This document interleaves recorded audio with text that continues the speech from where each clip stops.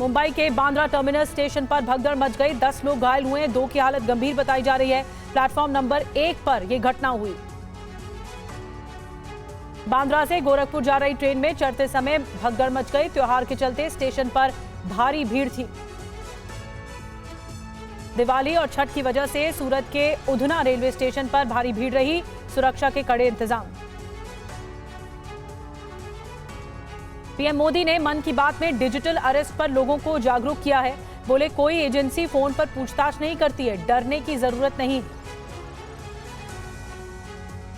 महाराष्ट्र में सीटों के बंटवारे पर अखिलेश यादव का बड़ा बयान सामने आ गया। महाविकास अघाड़ी से अगर गठबंधन नहीं होगा तब भी हम मजबूत सीटों पर चुनाव लड़ेंगे। राजनीति में त्याग की कोई जगह नहीं होती।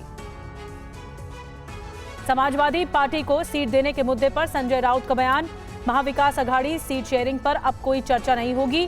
कांग्रेस अपने कोटे से दे सीट। कांग्रेस ने महाराष्ट्र चुनाव के लिए तीसरी लिस्ट जारी कर दी है। 16 नामों का ऐलान कर दिया गया है।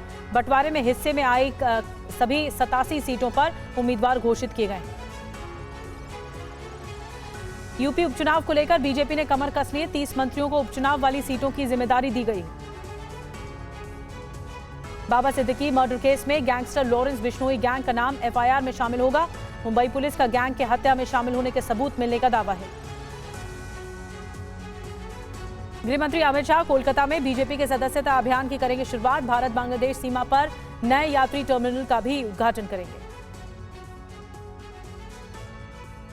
पीएम मोदी ने इन्फेंट्री डे पर बधाई दी है। सोशल मीडिया पर लिखा, देश की रक्षा में पैदल सेना की भूमिका पर गर्व है। लखनऊ में पुलिस कस्टडी में युवक की मौत का मामला गरमा गया है। परिवार ने 3 नामजद समेत कई अज्ञात लोगों के खिलाफ एफआईआर दर्ज कराई है। कानपुर में कारोबारी की पत्नी की हत्या के आरोप में जिम ट्रेनर गिरफ्तार। 4 महीने से लापता थी। डीएम आवास के पास खुदाई करके बरामद किया गया शव। यूपी के बरेली में 4 साल की बच्ची के अपहरण के बाद हत्या कर दी गई। बोरी में बंद बच्ची का शव पड़ोसी के घर से बरामद हुआ। हिरासत में लिए गए 2 लोग।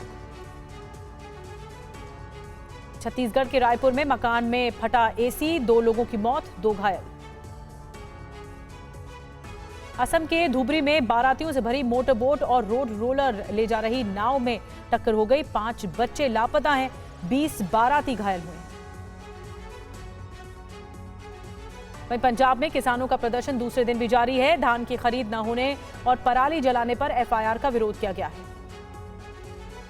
मशहूर टीवी शो के नाम पर ठगी के मामले में सीबीआई ने दर्ज किया केस। करोड़ों रुपए जितवाने का झांसा देकर 3 लाख की धोखाधड़ी का आरोप है।